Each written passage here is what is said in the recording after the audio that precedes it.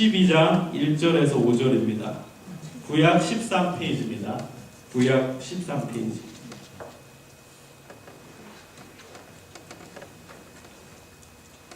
자, 읽어보겠습니다. 시작. 여호와께서 아브라함에게 이르시되 너는 너의 본토 친척 아비집을 떠나 내가 내게 지시할 땅으로 가라.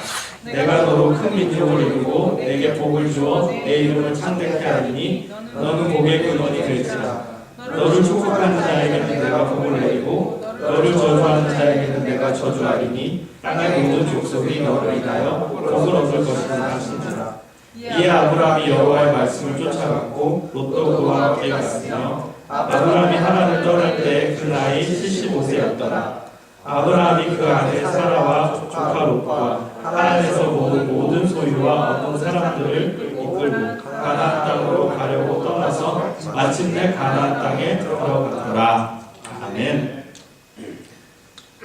여러분, 창세기 12장은 너무나도 중요한 장입니다. 창세기 12장 이전의 일들을 잠깐 설명할게요. 창세기는 어떤 내용이야? 한자죠. 창세기 무슨 뜻이에요? 세상을 창조하는. 예, 세상을 창조하는 얘기. 창조할 창에다가 세상 세자잖아요. 그래서 모든 것의 시작이 나오는 곳이 바로 창세기입니다. 그래서 1장에는 만물의 시작이 나오죠.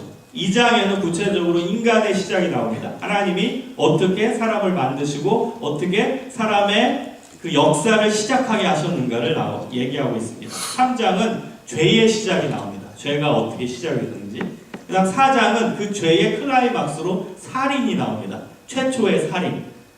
가인과 아벨 아시죠? 그게 4장에 나오고 5장에는 최초의 인간 족보가 나옵니다. 이제 인간의 역사가 시작된다는 뜻이겠죠.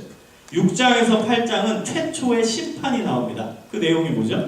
노아의 방주죠. 그게 최초의 심판입니다. 그리고 11장에는 최초의 언어 분열의 역사가 나옵니다. 바벨탑 사건. 그것으로 언어가 분열되는 그 시작이 나오게 됩니다. 그게 1장부터 11장까지의 내용이에요. 그리고 12장에는 하나님께서 드디어 인간 역사에 깊숙이 개입하기 시작합니다. 어떻게 해요? 한 사람을 택하셔서. 한 사람을 하나님이 지명을 하신 거예요. 조건이 없어요. 그냥 하나님의 전적인 주권으로 한 명을 그냥 찍은 거야. 내가 내일 누구랑 놀러 가고 싶어. 그래서 나는 그냥 아무나 신상복을 딱 찍은 거야. 아무나 그냥 아무 이유 없이. 뭐 신상복이 잘생긴 것도 아니고 아무것도 아니지만 그냥 찍은 거예요. 하나님도 조건 없이 아브라함을 그냥 딱 찍은 거예요. 그냥 내가 쟤와 교제해야겠다. 내가 저 아브라함과 함께 인간의 역사를 이끌고 나가야겠다. 하나님이 주권적으로 한 명을 그냥 찍으신 거예요. 어떤 이유도 없이. 어떤 조건도 없이. 뭐 아브라함이 잘생겼든 무슨 돈이 많았건 아무것도 아니에요. 아무것도 없었어요. 오히려 아브라함. 그냥 주권적인 은혜로 택하셨어요. 자, 하나님이 아브라함을 택하셔서 제일 먼저 하신 말씀이 뭔지 아세요? 12장 1절이. 한번 읽어볼게요. 다시 한번. 시작. 여호와께서 아브라함이 이르시되 너는 너의 본토 친척 아비집을 떠나 내가 내게 지시할 땅으로 가라. 이게 하나님이 짠짠짠하고 갑자기 나타나셔서 제일 먼저 한 말이 떠나라예요. 명령이에요. 여러분 황당하지 않겠어요? 아브라함의 입장으로 생각해 봅시다. 아브라함은 하나님을 알았어요? 몰랐어요? 몰라요. 갑자기 나타난 거예요. 누군지도 몰라. 그냥 하늘에서 음성이 들린 거예요. 그러면서 나는 누구다, 나는 하나님이다, 나는 이런 하나님이다, 인간의 역사를 시작하게 한 창조주다, 그런 거 언급도 없어요. 자기 자신을 소개도 안 했어. 그리고 소개도 안 한 상태에서 제일 먼저 한 것이 명령이에요. 축복도 아니에요. 위로도 아니에요. 그냥 나타나셔서 떠나래요. 얼마나 황당하겠어요. 그래서 여러분, 하나님이 우리에게 나타나셔서 여러분 개인의 역사에 하나님이 개입하시죠. 하나님과 여러분 만남을 가지시죠. 그럼 제일 먼저 하나님이 여러분에게 원하시는 것은 위로가 아닙니다. 하나님이 여러분에게 제일 먼저 해주는 거 위로 아니에요. 제일 먼저 하시는 것은 명령입니다. 명령. 그걸 여러분이 좀 제대로 오늘 깨달아 알았으면 좋겠어요. 그 명령의 내용은 무엇이었냐면은 구체적으로 다시 한번 성경을 보세요. 본토 친척 아비집을 떠나서 하나님이 보여줄 땅으로 가라는 거예요. 물론 그 전에 11장 31절에서 32절을 보세요. 이게 난해구절이라고 해요. 성경의 난해구절. 어떤 뜻일까요? 해석하기 어려운 구절이에요. 그래서 여러분 교회 오래 다니신 분들은 이 내용을 잘 알 거예요. 그러면서도 긴가민가 할 거예요. 왜요? 11장 31절 32절 때문에 12장 1절의 내용이 흐려져요. 한번 11장 31절에서 32절 읽어볼게요. 시작.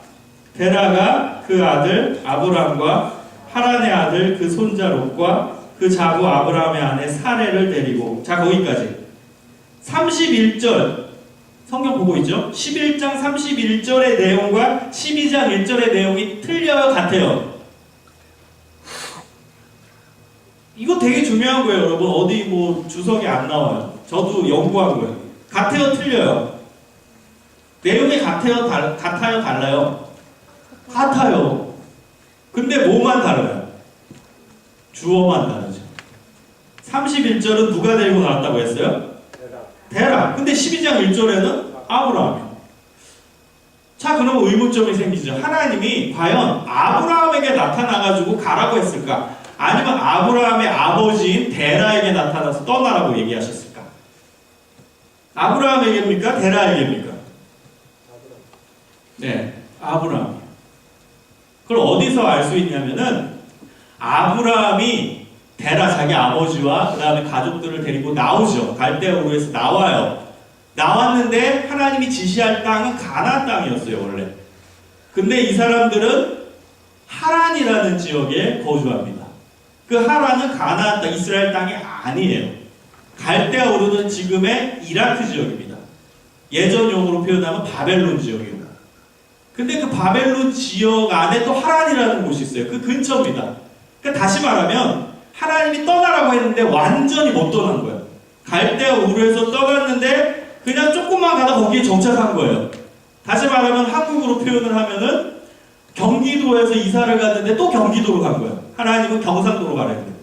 근데 안 가고서 그 옆에 그냥 도시에 정착을 하게 된 거예요. 그래서 뭐 학자들 또 저도 그렇게 생각하는데 사실 이 데라가 만류한 거죠. 아브라함이 하나님의 명령을 받고서 가족들을 데리고 떠났는데, 하나님의 명령을 받고 12장 1절이 먼저 온 거예요. 떠났는데 아버지 데라가 만류하는 거예요. 야, 거기 왜 가냐?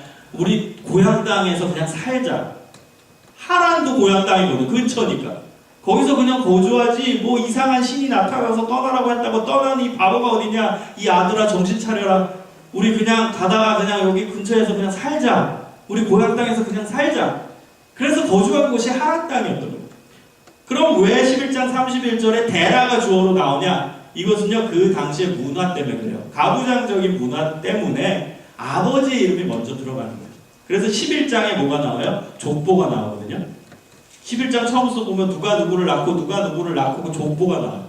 그 족보에 가장 먼저 그 기록이 되는 것은 아버지입니다. 아버지, 그 다음에 장자. 그 다음에 그 장자가 이제 아버지가 되고 또 아들을 낳겠죠? 그럼 또 그 아들이 또 아버지가 되면 그런 식으로 족보가 기술된다고요. 그래서 가부장적인 문화 속에서 아버지가 이끌고 나온 것처럼 기술이 돼 있는 거예요. 근데 사실은 하나님이 누구에게 명령하신 거예요? 아브라함의 명령에서 나왔고, 사실은 반대를 누가 했어요? 아버지가 반대를 한 거예요. 그래가지고 하란이라는 곳에 정착을 해서 그냥 하나님의 말씀을 잊어먹고 까먹고 산 거예요. 그러다가 그 하란에서 누가 죽어요? 아버지 데라가 죽어요. 죽으니까 하나님이 또 말씀하시는 거예요. 떠나라. 거길 떠나라. 그래서 가나안 땅으로 가라. 그래서 아버지가 죽은 후 다시 그 하란 땅에서 떠난 거예요.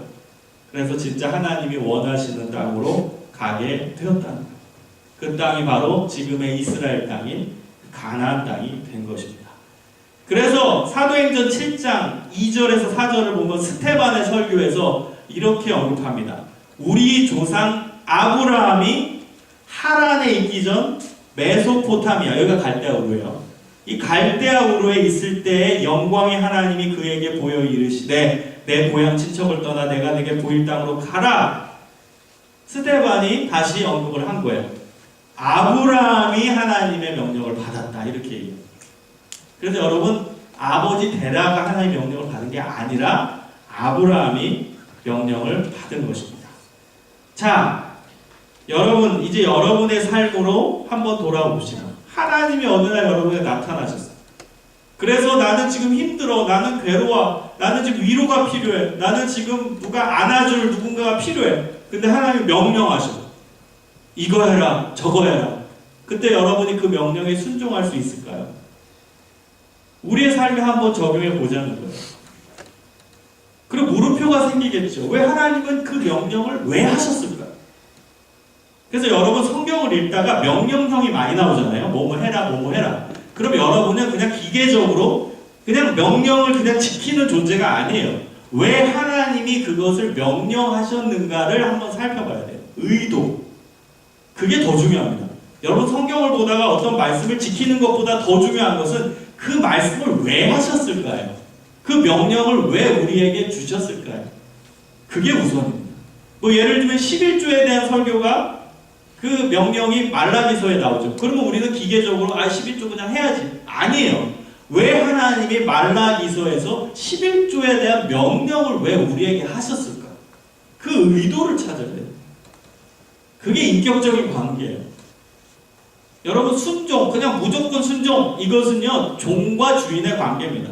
결과는 우리가 순종해야죠. 그런데 더 중요한 게 뭐예요? 의도예요. 하나님이 어떤 뜻을 갖고 있어요. 여러분 우리는 엄마 아빠 말씀에 순종합니다. 그렇죠? 여러분 착한 아들 딸이죠. 그러면 더 중요한 건 뭐예요? 엄마 아빠가 왜 나에게 이런 말씀을 하셨을까?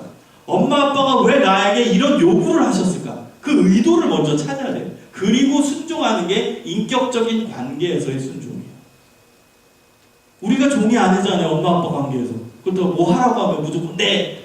물론 좋죠. 그런데 더 중요한 것은 그 뜻을 찾는 거예요. 그게 더 성숙된 신앙이에요. 자, 그렇다면 하나님이 아브라함에게 왜 거길 떠나라고 했을까요? 잘 살고 있어요. 편하게 잘 살고 있어요. 여러분도 마찬가지예요. 개인에게 주시는 말씀이 있어요. 개인스빌이 너무 좋은 사람이 있죠? 그럼 개인스빌에 10년, 100년, 1000년 살고 싶은 사람이 있을 거예요. 근데 갑자기 하나님이 아무도 없지. 갑자기 나타나서 뉴욕으로 가라. 할렐루야. 그럴 건가요? 여러 여기가 좋은 사람이 있을 거라고요. 그럼 떠나기 싫은 거예요. 근데 어느 날 하나님이 나타나서 떠나라 하는 거예요.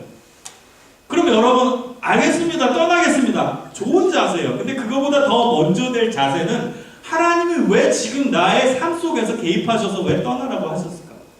왜 다른 선택을 하게 만드실까? 그 의도를 파악하는 게 더 중요합니다. 자, 그럼 다시 말씀으로 돌아올게요. 오늘 되게 심각한 설교로 얘기하는 의도한 거예요.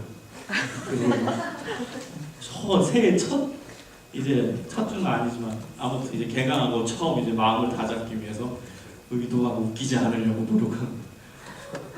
그래서 웃기네. 자, 다시 한번 말씀으로 돌아올게요. 그리고 여러분께 퀴즈를 드립니다. 왜 하나님이 아브라함에게 갈대아 우르에서 떠나라고 말씀하셨을까? 하나님의 의도가 무엇이었을까요? 퀴즈. 오늘의 퀴즈. 말해볼 사람. 아무도 없네. 밥 사주시면 할게요. 오. 신상봉 형제가 아는 것 같아요. 몰라서 그랬어요. 한번 맞춰봐요. 신상봉 형제 뭐 모태신앙으로 교회 오래 다니고 이 구절은 숱하게 많이 들었을 텐데. 힘든데요. 네? 제가 그냥 이렇게 추측해 보면, 네. 그러니까 내려가서 하나님께서 허락하신 그 하나님의 믿음의 민족을 만들기 위해서 거기에 내려가라고 명령하신 걸로 알고 있는데. 네. 맞아요. 근데 그건 이제 뒤에 이제 더 해석돼서 나오는 거고, 그 갈대아 우르라는 지역 때문에 그런 겁니다, 사실. 이 갈대아 우르라는 지역이 어떤 곳이냐면 그 당시에 그 지역에서 제일 발전된 경제적으로 풍요했던 지역이에요. 우르라는 지역. 지금도 고고학적으로 그 우르에 대한 발굴이 계속되고 있어요. 그러면요 너무나 놀라운 유적품들이 나옵니다. 우리가 상상할 수 없는 예쁜 조각품부터 시작해서 발전된 과학시설이 계속 발굴이 돼요. 뭐 상수도 관련된, 물론 그때 초기 시대지만 그런 흔적까지도 발굴이 돼요. 그 당시에 가장 풍요했고 경제적으로 번성했던 지역입니다. 그런데 안타깝게도 경제적으로 번성한 지역이 이상하게 종교적으로는 타락한 곳이 많아요. 이 갈대아 우르가 그랬어요. 우상의 도시였고 우상을 만드는 공장들이 있던 곳이에요. 경제적으로 번성하고 편안하게 살 수 있는 지역이었지만 신앙적으로 봤을 때는 막 물론 하나님이 아직 인간에게 정확하게 나타나기 전이기 때문에 우리는 알지 못하는 신을 막 섬기고 있었겠죠. 그 지역에 있던 사람들. 그런데 그게 다 가짜 신이었던 거예요. 뭐 독수리의 형상을 만들어서 섬기고 소의 형상을 만들어서 섬기고 그 다음에 또 뭐 나무를 가지고 섬기고 자연물에 대한 숭배, 토테미즘 뭐 그런 거 아시잖아요. 그런 가장 기초적인 샤머니즘적인 그런 종교 문화가 그 지역에 형성되어 있었다는 거예요. 진짜 신은 그 자연물을 만드신 하나님인데 그 하나님을 아무도 몰라요. 그냥 자연물을 대상으로 섬기고 있었다는 거예요. 그래서 그 속에서는 더 이상 하나님이라는 존재를 찾을 수 없겠구나라는 결론을 하나님이 내리신 거예요. 그 지역에 있는 사람들을 보아하니 절대로 스스로 깨달아서 그 자연물을 창조하신 하나님이라는 존재가 있구나. 그걸 인식하지 못할 거라고 하나님이 결론을 내리신 거예요. 그래서 그 지역에 희망이 없다. 아예 그 지방에서 한 사람 택해서 빼내야겠구나. 그래서 아까 신상보 형제가 얘기한 것처럼 그래서 아예 하나님을 섬기는 민족으로 키워야겠다. 그런 계획을 하나님이 가지신 거예요. 그 지역에서 아예 빼내자. 그 환경에서 빼내자 한 사람을. 그래서 아예 새로 판을 짜자 이거예요. 그 지역을 개혁하자가 아니라 빼내서 아예 새롭게 시작하자요. 여러분 우리도 뭐 개혁이라는 단어 좋아하잖아요. 근데 어떤 조직이 너무 부패해요. 그럼 그 개혁하다가 진짜 자기가 부패해요. 그럼 제일 좋은 방법은 뭐예요? 그냥 아예 새로 시작하는 거예요. 그게 훨씬 빨라요. 그거 뭐 깨끗하게 개혁하려고 노력하다가 자기도 지치고 자기도 피곤해서 힘들고 나가 떨어져요. 그럼 제일 좋은 곳은 아예 새로 뜻 있는 사람들이 새로 다시 조직을 운영하는 거. 그것도 하나의 좋은 방법이에요. 하나님이 그 계획을 생각하신 거예요. 아예 하나의 민족을 내가 아예 만들어낸다. 나를 섬기는 민족. 그래서 택하신 게 아브라함. 자, 이제 여러분 하나님의 의도를 조금 깨달아 아셨나요? 하나님은요, 레위기서에 보면은 어떤 표현으로 기술되는 줄 아세요? 질투하는 하나님이다. 저는 이 구절이 되게 신기한 것 같아요. 하나님이 스스로 자기를 표현할 때 나는 질투하는 불이다. 이렇게 표현하셨어요. 하나님이 인간도 아닌데 질투한대요. 하나님이 인간의 감정을 가지고 계신 거죠. 다시 말하면 원래 그 인간 우리가 갖고 있는 감정이라는 게 하나님의 속성이었죠. 우리가 물려받은 거죠. 근데 하나님의 속성 중에 질투의 속성이 아주 크다는 거예요. 하나님은 질투의 여신은 아니지만 질투의 화신인 거예요. 그래서 자기 외에 다른 것을 섬기는 것을 꼴을 못 봐. 그래서 여러분 예언서를 보면은 지금 성경 전체의 가장 기본적인 기초를 여러분에게 얘기해주고 있는 거예요. 예언서를 아주 쉽게 표현하면 뭔지 아세요? 러브레터예요. 러브레터. 그리고 이것을 소설로 표현하면은 그 삼각관계 소설이에요. 그러니까 하나님과 이스라엘의 관계인데 거기에 다른 하나님이 남자라고 치고 이스라엘 여자라고 치면 거기에 다른 남자가 끼는 거예요. 그래서 이스라엘이 갈팡질팡한 거예요. 이스라엘이라는 이름을 가진 여자가 하나님이란 남자를 택할 것인가 아니면 옆에 있는 다른 남자를 택할 것인가 그래서 왔다 갔다 하는 거예요. 하나님의 애가 타고 이 남자는 애가 타고 그래서 이스라엘을 계속 붙잡으려고 경고도 했다가 다시 안아줬다가 다시 너 그러면 안 돼. 그게 바로 예언서의 내용이에요. 하나님은 질투하는 하나님이에요. 나만 섬기길 원해요. 나만 사랑하길 원해요. 근데 이스라엘은 하나님만 안 섬겨. 하나님도 섬기다가 이방신도 섬기고 다른 신에게 기웃거리고 우리도 마찬가지 아닙니까? 하나님 잘 믿었다가 그러다가 좀 기분 나쁘면은 하나님 잘 안 믿어요. 우리 뭐 절에는 안 가겠지만 하나님 신뢰 안 해요. 그게 바로 이방 종교를 섬기는 것과 다를 바가 없는 거예요. 하나님 잘 믿다가 또 어느 순간 풍선에서 바람 받으듯이 신앙이 쫙 빠져가지고 그 다음은 하나님 모르겠어요. 저는 하나님이 없다고 생각해요. 하나님 있어도 내 인생이 이 행복하지도 않고 이게 뭡니까? 외치고 불만 속에서 가득 찬 생활하는 것 그 자체 불신앙의 모습 자체가 바로 다른 종교를 섬기는 것과 마찬가지인 거예요. 그게 우리의 모습이에요. 하나님도 섬겼다가 또 안 섬기다가 또 신앙이 뜨거웠다가 또 어느 순간은 완전 차가워져서 아유 나 교회도 안 갈래. 그렇게 됐다. 여러분 하나님이 명령을 첫 번째로 아브라함에게 주셨을 때 그 명령의 의도는 나만 바라봐요. 하나님만 바라봐. 하나님만 선택해요. 하나님만 선택해. 다른 거 선택하지 말고 하나님만 선택해.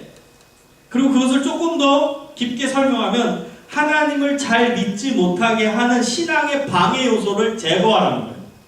그게 인간에게 주신 첫 번째 명령입니다. 아브라함에게 주신 첫 번째 명령. 그게 우리에게도 해당돼요. 하나님은 우리에게 제일 먼저 사랑하는 자에게 나타나셔서 하시는 것은 축복이 아닙니다. 위로가 아닙니다. 명령이에요. 어떤 명령이요? 하나님을 믿지 못하게 하는 방해 요소를 제거하라. 이게 명령이에요. 그래서 여러분 하나님께 위로받고 싶으세요? 하나님께 은혜 받고 싶으세요? 하나님께 축복받고 싶으세요? 그럼 그게 먼저가 아니에요. 위로 축복이 먼저가 아니라 명령을 지키는 게 먼저예요. 그게 하나님이 일하시는 원칙이에요. 그래서 여러분 올 한 해 정말 여러분의 삶 가운데 신앙의 방해 요소를 찾아서 제거하기를 소망합니다. 한 개라도 제거를 하세요. 그걸 찾으셔야 돼요.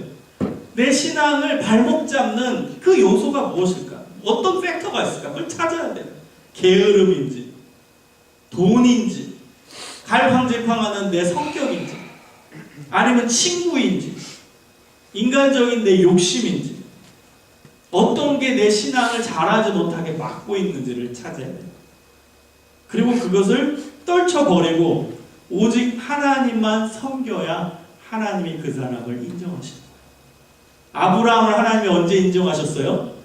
나와라 했을 때, 나왔을 때 인정하셨지, 그냥 나오기 전에 명령을 딱 줬는데 만약에 아브라함이 그 명령을 안 지켰다면 하나님은 분명히 아브라함을 택하지 않으시고 다른 존재를 또 택하셨을 거예요. 아브라함이 하나님의 명령에 순종했기 때문에 믿음의 조상이 된 거예요. 여기서 순종과 믿음의 상관관계가 나오는 거예요. 순종을 통해 믿음이 이루어지는 거예요. 믿음은요 가만히 있다고 생기지 않습니다. 그냥 가만히 생기겠지, 교회 뭐 매번 나오면 그냥 가만히 있다가 생기는 게 믿음이겠지가 아니에요. 믿음은 언제 성장하고 언제 키워지냐? 순종할 때 나타나는 거예요. 그 순종의 구체적인 내용은 하나님을 잘 믿지 못하게 하는 방해 요소를 제거하는 것, 그리고 오직 하나님만 바라보는 것, 오직 하나님만 신뢰하는 것. 그때 내 신앙이 자라게 됩니다. 여러분의 선택의 기준도 마찬가지예요. 이걸 가지고 여러분 인생도 선택하고 진로도 선택하고 모든 선택의 기준이 되는 거예요. 예를 들어 볼게요. 여러분이 이제 졸업했어요. 뭐 학사 졸업하고 석사 졸업하고 박사 졸업해서 이제 직장을 택한다고 해봐요. A라는 직장과 B라는 직장이 놓여 있어요. 근데 A라는 직장은 연봉 20만 불을 줘. 오. 근데 주말에도 일해야 돼. 다시 말하면 교회 못 가게 하는 거죠. 교회 가지 말라는 거예요. 토일에도 나오라는 거예요. B라는 직장이 있어요. 10만 불 정도 하자. 너무 조금 주면 괜찮아. 10만 불 줘요. 근데 주말에 일 안 해요. 그 다음에 거기에 직장 상사가 크리스찬이야. 그럼 어디 택할래요? A입니까 B입니까? 너무 쉽게 얘기하지 마요. 현실로 가보면 쉽지 않을까?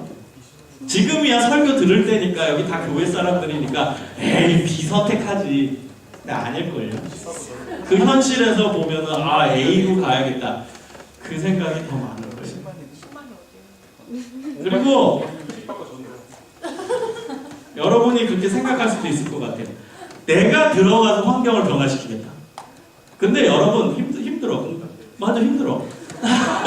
그리고 여러분 아니 자꾸 딴 얘기하니까 헷갈리잖아.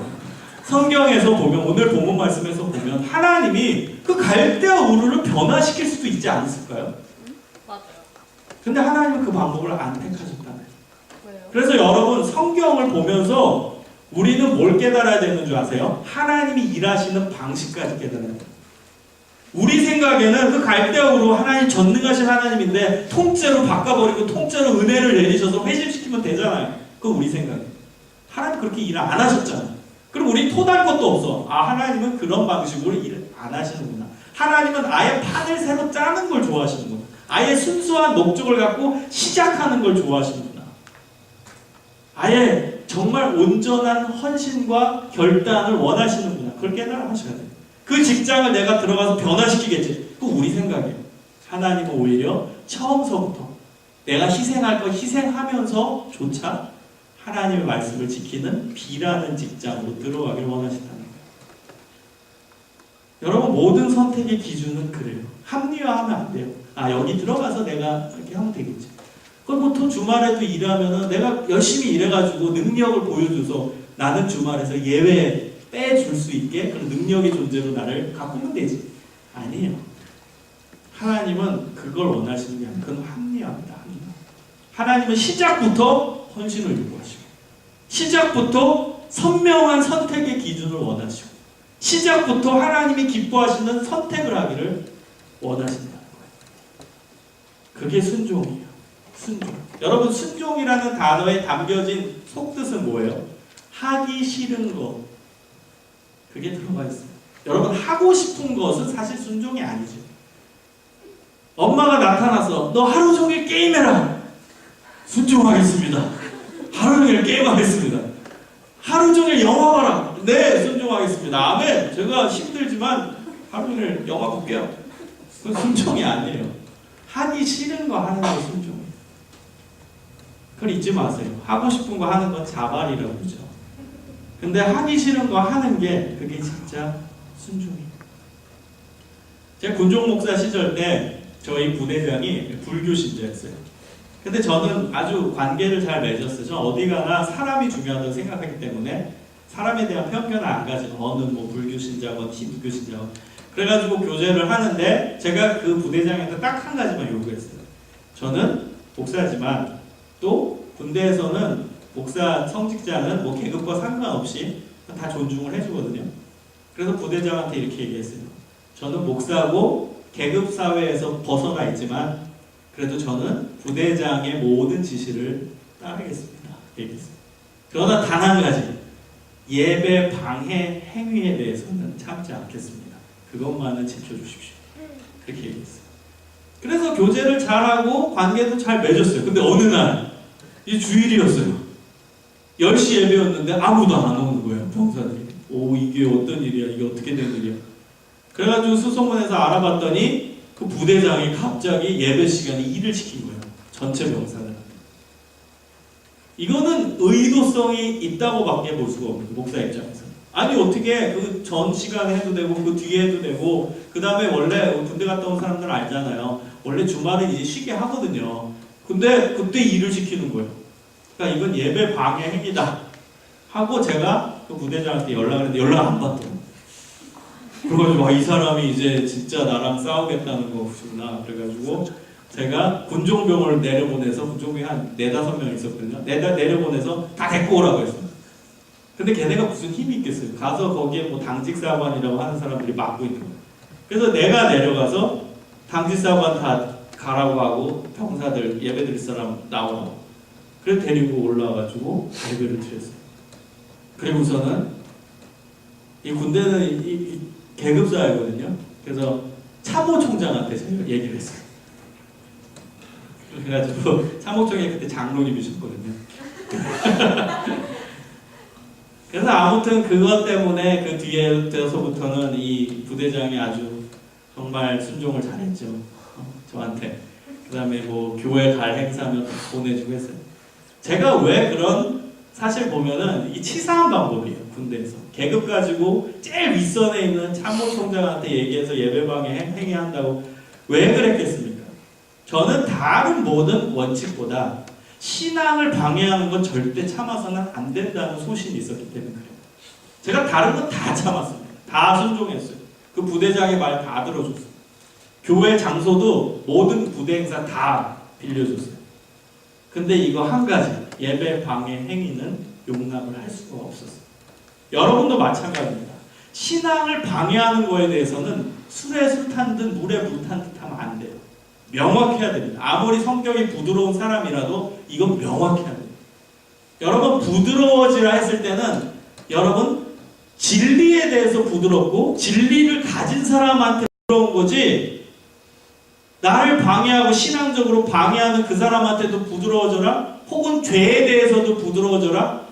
그건 아닙니다, 여러분. 어떤 사람은 그래요. 너무 부드러워가지고 교회 가서 10시 이제 예배 시간인데 오늘 놀러 가자.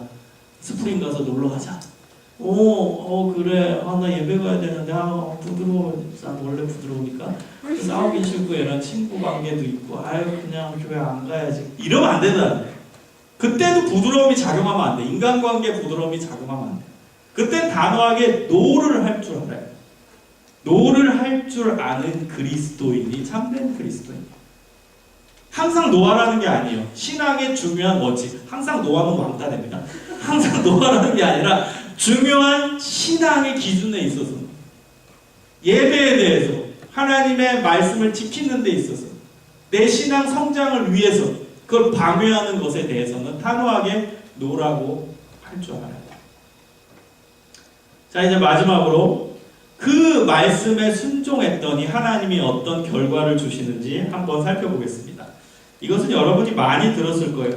그 내용이 바로 12장 2절에서 3절입니다. 우리 함께 다시 한번 읽어볼게요. 시작! 크게 한번 읽어보세요. 이건 좋은 명령이 아니고 축복이거든요. 읽습니다. 시작! 내가 너로 큰 민족을 이루고 복을 주어 내 이름을 창대케 하리니 너 복의 근원이 될지라. 너를 축복하는 자에게는 내가 복을 내리고 너를 저주하는 자에게는 내가 저주하리니 땅의 모든 족속이 너를 인하여 복을 얻을 것이니라 하시니라. 아멘. 여러분 12장 2절에서 3절만큼 엄청난 복을 얘기하신 장면이 없어요, 성경에. 이건 모든 복이 포함됩니다. 첫 번째 복이 뭐예요? 큰 민족을 이루게 해주겠다는 거예요. 그 당시의 문화는요, 다산, 애가 많은 게 축복이었어요. 아브라함에게 주신 축복은 5명, 10명이 아니라 민족을 형성하게 할 거예요. 그래서 결국에는 민족이 형성되지, 아브라함이 시조가 돼서 이스라엘이라는 민족이 생겨요. 그리고 그 후손들, 영적인 후손이 바로 우리잖아요. 우리도 아브라함의 그 신앙을 이어받아서 우리도 하나님의 자녀가 됐어요. 그래서 성경 곳곳에 신약으로 넘어가면 아브라함의 씨 이런 표현이 많이 나와요. 우리가 아브라함의 그 후손이라는 뜻이에요. 우리조차. 그래서 첫 번째 복이 이루어졌죠. 두 번째 복, 내 이름을 창대하게 해주겠다. 이 창대라는 단어가 어떤 뜻이냐? 표준 세번역 개정판에 보면 크게 이름을 떨치게 하겠다. 명예입니다. 명예. 우리가 그렇게 좋아하는 명예에 대한 축복이에요. 세 번째 축복, 복의 근원, 아니 복 자체가 된다. 여러분, 이런 복을 하나님으로부터 받는다면 진짜 죽어도 여한이 없겠죠. 3절을 보세요. 너를 축복하는 자에게는 내가 복을 내리고 너를 저주하는 자에게는 내가 저주하리라. 여러분, 이런 복 누리고 싶지 않아요? 여러분 너무 착해가지고 모든 사람이 복 받기를 원하죠. 날 저주하는 사람조차도. 근데 성경에는 하나님이 얼마나 아브라함을 사랑하시는지 이 말씀을 지킨 아브라함을 축복하는 그 사람조차도 하나님이 똑같이 축복하십니다. 대신에 아브라함을 비판하고 저주하는 사람은 하나님이 무섭게 저주하시고 비판하신다. 엄청난 복을 아브라함에게 허락하시는 거예요. 여러분, 복과 순종의 관계도 한번 생각해 보세요. 우리는 이 두 가지 딜레마 속에 항상 놓여 있어요. 첫 번째 딜레마, 복에 대한 강조예요. 근데 또 하나의 내용은 뭐냐? 기복주의 신앙. 이 딜레마 사이에 있어요. 복을 추구해야 되는데 그게 어찌 보면 기복주의로 가지 않을까? 그리고 지금 한국교회의 가장 큰 문제가 기복주의 신앙이라는데 그럼 이제 복을 강조하지 말아야 되는 것인가? 이 딜레마에 있어요. 근데 여러분, 우리는 시대의 상황과 관계없이 말씀을 보는 사람이에요. 말씀. 그럼 말씀에서 뭐라고 하는지를 봐야 되는 거예요. 시대의 상황이 뭐 기복주의 신앙이니 그게 문제라니 그걸 보는 게 아니라 또 어떤 교회는 또 복을 너무 강조 안 해요. 또 그걸 보는 게 아니라 말씀에서는 뭐라고 얘기하는지 보는 거예요. 말씀에서. 근데 여러분, 정확하게 말씀은 복을 언급합니다. 기독교는요, 복을 강조하는 신앙을 얘기해요. 근데 중요한 게 있어요. 그 복은 순종을 통해 온다는 거예요. 순종의 결과로서의 복, 믿음의 결과로서의 복을 강조해요. 그게 성경에서 얘기하고 있는 복입니다. 근데 기복주의 신앙은 뭐예요? 신앙의 목적이 복이에요. 복받기 위해 교회 다니고, 복받기 위해 기도하고, 복받기 위해서 헌금하고. 이게 기복주의예요. 복이 목적인 거예요. 이건 잘못된 거예요. 복이 목적이 아니라 순종이 목적인 거예요. 순종했더니 순종의 결과로서 복을 받는 거예요. 완전 다른 겁니다. 기복주의 신앙과는. 기복주의 신앙은 복이 목적이고 복받기 위해. 그래서 여러분, 우리는 순종의 결과로서의 복을 추구해야 돼요. 하나님의 말씀에 순종했더니 복이 오더라. 그 복은요, 우리가 좋아하는 복이에요. 어떤 천상적인 복이 아니라 내 이름이 창대하고 명예의 축복이고, 그 다음에 이 첫 번째 축복, 다산의 축복은요, 그거는 지금 말로 풀면은 다른 거에 대해서 풍요로움이에요. 뭐 돈에 대한 축복이 될 수도 있고 풍요로움에 대한 축복이에요. 실제 맞습니다. 그리고 복의 근원이 된다. 이건 무슨 얘기인 줄 아세요? 여러분이 복이 시작이 돼서 여러분의 자녀, 손손까지도 복이 미치게 된다는 거예요. 그래서 레위기 신명기서에 보면은 하나님이 복을 얘기할 때 꼭 뭐라고 언급해요? 너가 하나님의 말씀에 순종하면 너의 당대 끝나는 게 아니라 너의 후손, 심지어 천대라는 표현가 있어요. 엄청나지 않습니까? 여러분의 아들, 딸, 아들, 딸이 또 난 딸, 또 딸이 난 아들, 딸, 그 대대 손손 축복을 받게 되는 거예요. 누구 때문에? 여러분 한 사람 잘해서. 그게 놀라운 축복입니다. 그 축복이 언제 온다고요? 순종할 때. 순종할 때. 그 복을 목표로 할 때가 아니라 순종할 때. 사랑하는 우리 청년 여러분 하나님의 말씀에 순종하겠다는 그런 목표를 갖기를 소망합니다. 우리는 그 목표가 너무 흐려요. 그리고 기대도 없어. 말씀에 순종해봤자 나만 손해지. 헌금해봤자 나만 손해지. 내 지갑에 돈이 나가니까 나만 손해지. 손해로만 생각해. 다른 사람 도와주면은 내 시간, 내 열정, 내 돈 다 내게 나가니까 손해지. 그냥 공사지. 여러분 아니라니까요. 하나님은 절대 공짜가 없는 분이라니까요. 여러분이 순종하는 만큼 하나님은 30배, 60배, 100배, 1000배로 채워주시는 분이세요. 그게 믿음이에요. 그래서 여러분 진짜 복 받고 싶어요? 복을 간구하는 건 좋습니다. 나쁜 게 아니에요. 그럼 순종하세요. 순종의 결과로서 복을 받으세요. 하나님 말씀에 순종. 그 순종의 제일 큰 내용이 뭐라고요? 신앙의 방해 요소를 없애라. 그리고 오직 하나님만 바라보고 하나님만 선택할 수 있는 그곳으로 나아가는 거예요. 여러분의 진로, 여러분의 선택의 순간, 또 여긴 대부분이 아줌마 여기 이제 2명 있는데 아저씨 1명 있고 빼고는 다 총각 처녀죠. 그러면은 여러분 이제 장래에 결혼해야 돼요. 그럼 배우자 선택 어떻게 하실래요? 그냥 단순히 예뻐야 됩니까? 단순히 돈이 많아야 됩니까? 여러분의 기준은 달라야 됩니다. 내가 이 사람을 만났을 때 내 신앙의 방해가 안 될 것인가를 체크해 봐야 돼요. 내가 이 사람을 만났을 때 난 하나님을 더 잘 섬길 수 있게 될까? 아니면 교회 안 나가게 될까를 한번 진지하게 고민해 봐야 돼요. 내가 저 사람과 결혼했을 때 과연 내 신앙은 물음표 어떻게 될까? 그게 하나님이 원하시는 선명한 기준이에요. 하나님 잘 믿고 신앙의 방해 요소 제거하는 거.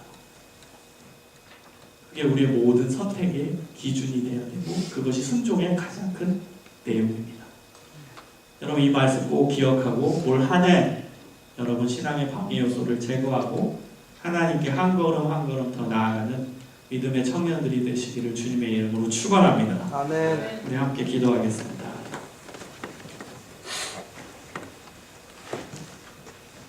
여러분 한번 눈을 감고 진지하게 한번 생각해 봤으면 좋겠습니다.